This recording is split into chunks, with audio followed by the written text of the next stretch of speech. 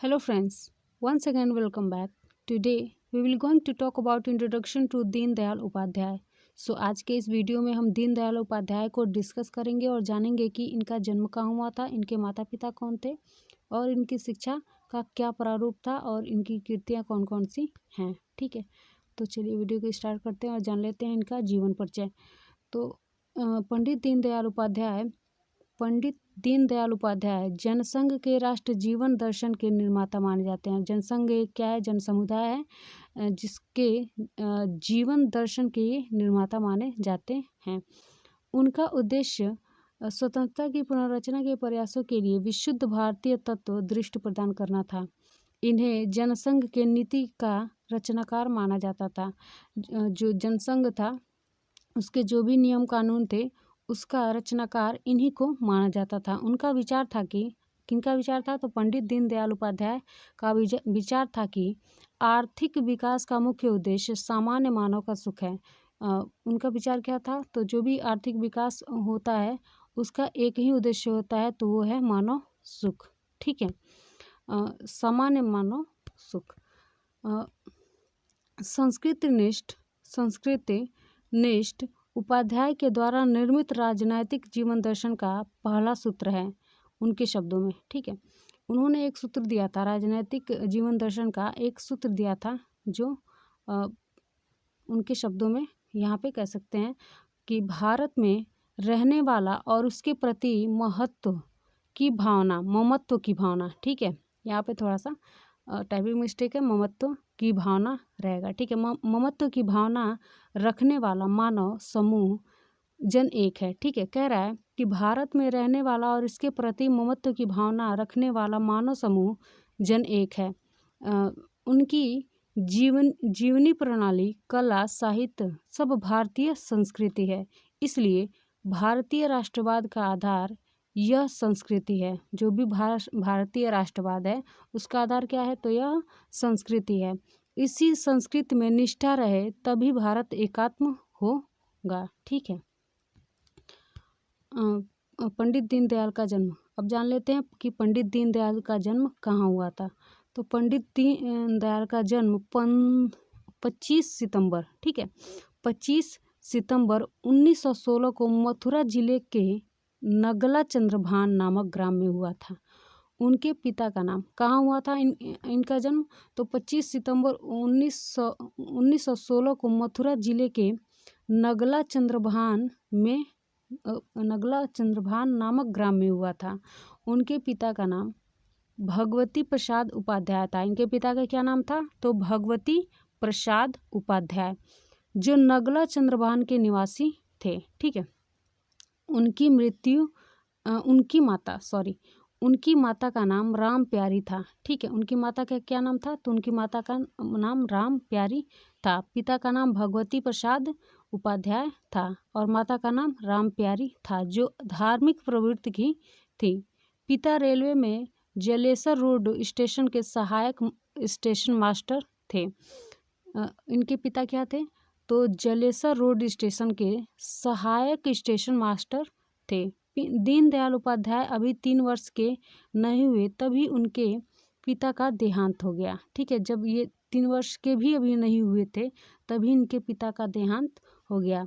पति की मृत्यु के बाद राम प्यारी भी बीमार रहने लगी, अर्थात इनकी माता भी पिता की मृत्यु के बाद बीमार रहने लगी और उन्हें क्षय रोग हो गया. ठीक है, यहाँ पे क्षय दे दिया है, यहाँ पे रहेगा क्षय रोग. ठीक है, क्षय रोग लग गया जिसके कारण अगस्त 8 को, अर्थात 8 अगस्त 1924 को उनके माता का भी देहावसान हो गया, अर्थात उनकी माता की भी मृत्यु हो गई.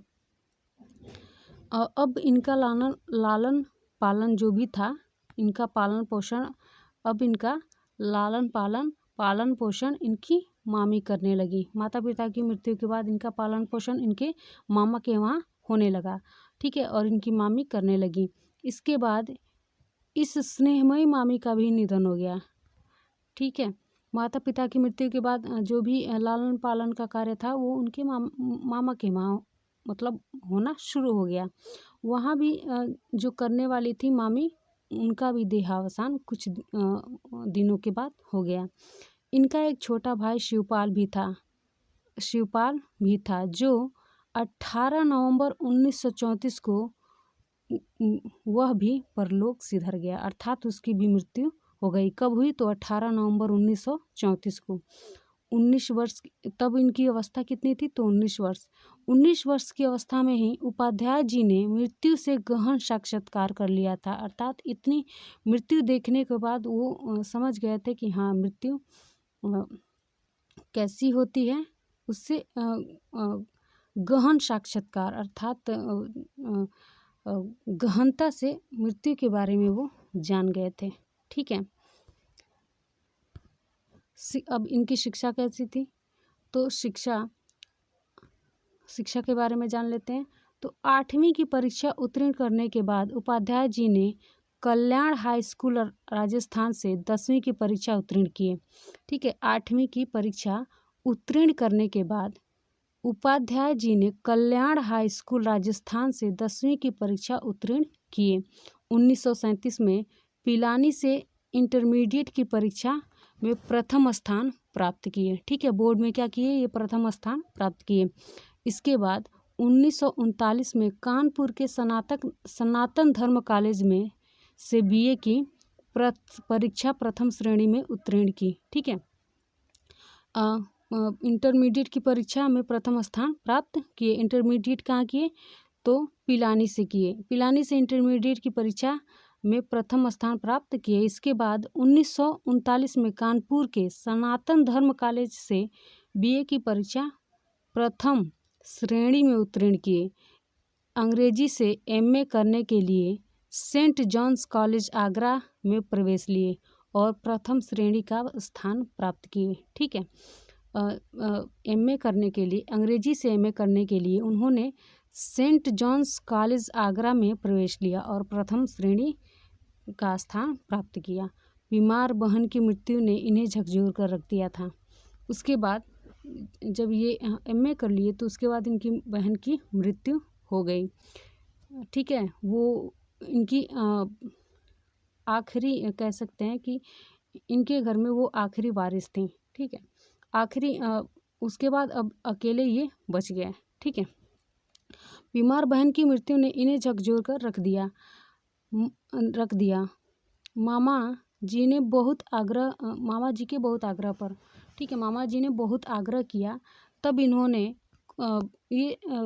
घर से निकलना, इधर उधर जाना छोड़ दिया था, क्योंकि बहन की मृत्यु ने इनके मानसिक जैसे इनके दिमाग पे बहुत प्रभाव डाला।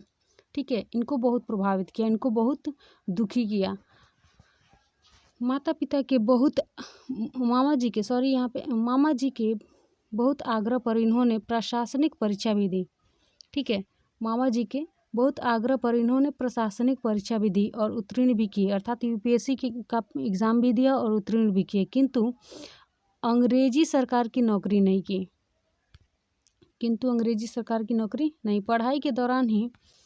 पढ़ाई के दौरान ही यह जनसेवक संघ के संपर्क में आए और आजीवन जनसेवक संघ के प्रचारक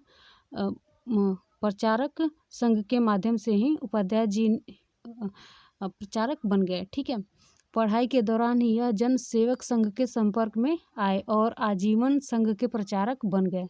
ठीक है, संघ के माध्यम से ही उपाध्याय जी राजनीति में आए और 21 अक्टूबर 1951 को डॉक्टर श्यामा प्रसाद मुखर्जी की अध्यक्षता में भारतीय जनसंघ की स्थापना हुई। कब हुई भारतीय जनसंघ की स्थापना? तो 21 अक्टूबर 1951 को डॉक्टर श्यामा प्रसाद मुखर्जी की अध्यक्षता में भारतीय जनसंघ की स्थापना हुई। डॉक्टर मुखर्जी ने उनकी कार्यकुशलता, किनकी कार्यकुशलता? तो उपाध्याय जी की कार्यकुशलता और क्षमता से प्रभावित होकर कहा मुझे यदि दो दीनदयाल मिल जाएं, यहाँ पे थोड़ा सा आप लोग सही कर लीजिएगा, दो दीनदयाल मिल जाएं तो मैं भारतीय राजनीति का नक्शा बदल दूंगा। ये किसने कहा? तो डॉक्टर श्यामा प्रसाद मुखर्जी ने उनके कार्यों से प्रभावित होकर कहा। ठीक है, वो उनकी कार्यकुशलता को देखकर कहा कि मुझे यदि 2 दीनदयाल मिल जाएं तो मैं भारतीय राजनीति का नक्शा बदल दूंगा।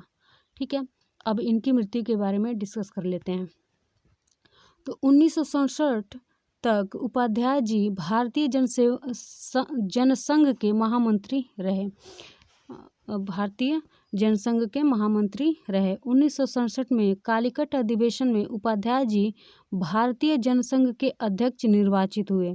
ठीक है, अध्यक्ष निर्वाचित हुए। वह मात्र 43 दिन तक ही संघ के अध्यक्ष रहे। ठीक है, 43 दिन तक ही क्यों रहे? क्योंकि 10-11 फरवरी की रात में, ठीक है, 10-11 फरवरी की रात में 1968 को की रात्रि में मुगल सराय स्टेशन पर उनकी हत्या कर दी गई। 11 कब हत्या कर दी गई? तो 10-11 फरवरी की रात में 1968 की रात्रि में मुगल सराय स्टेशन पर उनकी हत्या कर दी गई। 11 फरवरी प्रातः 3:45 बजे सहायक स्टेशन मास्टर, ठीक है, 3:45 बजे अर्थात 3:45 पर सहायक स्टेशन मास्टर को कंकड़ पर पड़ी लाश की सूचना मिली। शव प्लेटफार्म पर रखा गया तो लोगों की भीड़ में से आवाज आई, अरे यह तो भारतीय जनसंघ के अध्यक्ष दीनदयाल उपाध्याय हैं। पूरे देश में शोक की लहर दौड़ गई और इस तरह उनकी मृत्यु हो गई। ठीक है, इनकी कुछ कृतियां हैं जिसको इन्होंने अपने जीवन काल में लिखा था। ठीक है, तो उपाध्याय जी पत्रकार होने के साथ साथ चिंतक और लेखक भी थे। उनकी असामयिक मृत्यु से यह बात स्पष्ट है कि जिस धारा में वह भारतीय राजनीति को ले जाना चाहते थे वह धारा हिंदुत्व की थी। इसका संकेत उन्होंने अपनी कृतियों में भी दिया है। अतः उनकी कुछ कृतियां निम्नलिखित हैं। ठीक है, उपाध्याय जी जो भी भारत की संस्कृति थी उसको एक ही धारा देना चाहते थे और वो थी हिंदुत्व की धारा। ठीक है, उनका एक ही नारा था कि भारत जो भी दृष्टि अपनाए, जो भी तरीका अपनाए वो हिंदुत्व का तरीका हो और भारत की जो भी राष्ट्रीयता हो वो एक ही राष्ट्रीयता हो, वो हो हिंदुत्व। ठीक है, तो अब जान लेते हैं इनकी कृतियों के बारे में। तो इनकी पहली कृति थी 2 योजनाएं। ठीक है, नेक्स्ट है राजनीतिक डायरी। अगला है राष्ट्रीय चिंतन। राष्ट्रीय चिंतन पुस्तक ये उनके भाषणों का संग्रह है। ठीक है, जो भी भाषण वो जहाँ जाकर दिए थे उन भाषणों का यह क्या है, एक समूह है। राष्ट्रीय चिंतन भारतीय अर्थनीति विकास की एक दिशा है। ठीक है, विकास के लिए इन्होंने एक दिशा दिया था भारतीय अर्थनीति के रूप में। सम्राट चंद्रगुप्त। अगला है जगत गुरु शंकराचार्य। अगला है एकांत मानववाद। अगला है राष्ट्र जीवन की दिशा और लास्ट है एक प्रेम कथा। ठीक है, ये उनकी कुछ कृतियां थी। ठीक है,